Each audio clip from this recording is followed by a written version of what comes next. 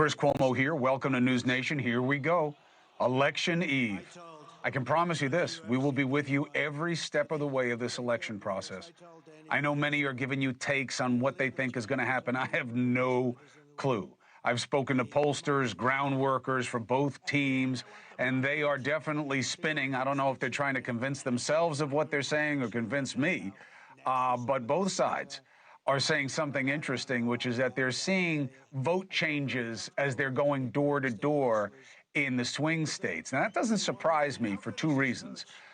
There are a lot of people who are confused by all the crazy in this election and not sure what is more tolerable.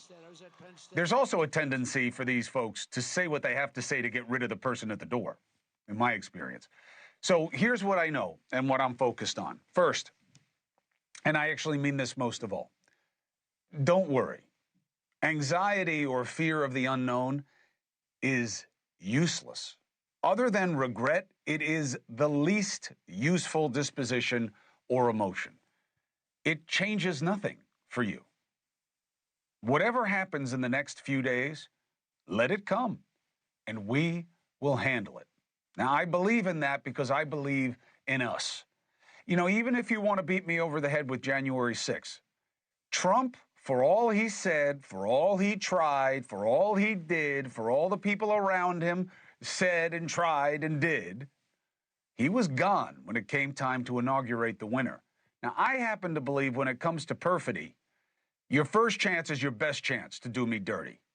Now, some will say, no, he learned from that, it'll be different. I don't see it. But I get that it's scary. But I hope you understand that it's frightening by design. I've been doing this a long time, okay? I've never seen a campaign less about the positive and more about inducing panic than this one. Yeah, it's been a sliding scale as the two parties are constantly finding convenience in the extreme, and social media makes it easy to magnify minorities. And I think we're all co-opted by the few instead of the many. But really, let's be honest, this election has been little more than an extension of Halloween. It's all pretend panic and phantom phobias. Who can scare you the most about the other?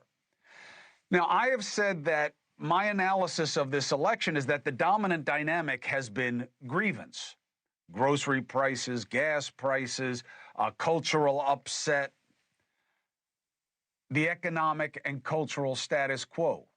Now, that suggests that the incumbent could be in trouble because it's on their watch. Now, usually the incumbent has the advantage, right? Of the 45 or whatever presidents we've had, we've only had 10, including Trump, who didn't get a second term. It's rare.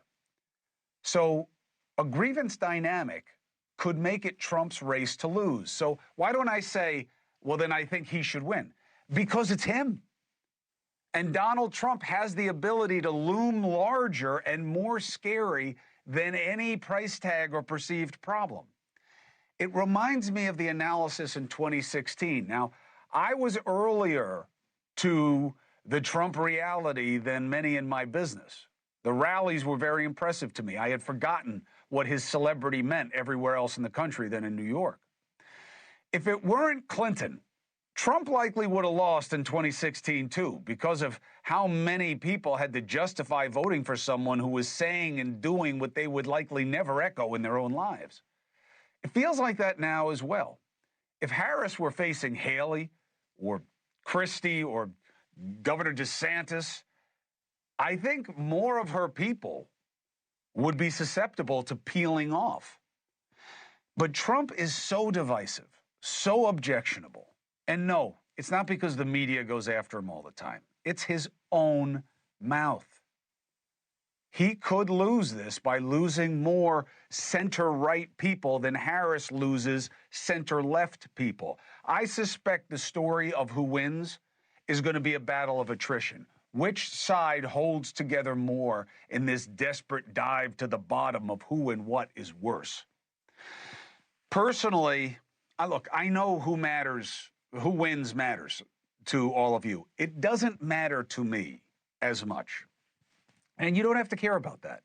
I know you're going to all beat me up on it That's okay too, all right? I don't form my opinions based on how you feel about them. Maybe I should, but I don't, okay? Personally, it's not tomorrow or even the next day that has my attention. It's what follows that. Hey, thanks for watching. Go to joinnn.com to find NewsNation on your screen. And don't forget, click the red subscribe button below to get more of NewsNation's fact-driven, unbiased coverage.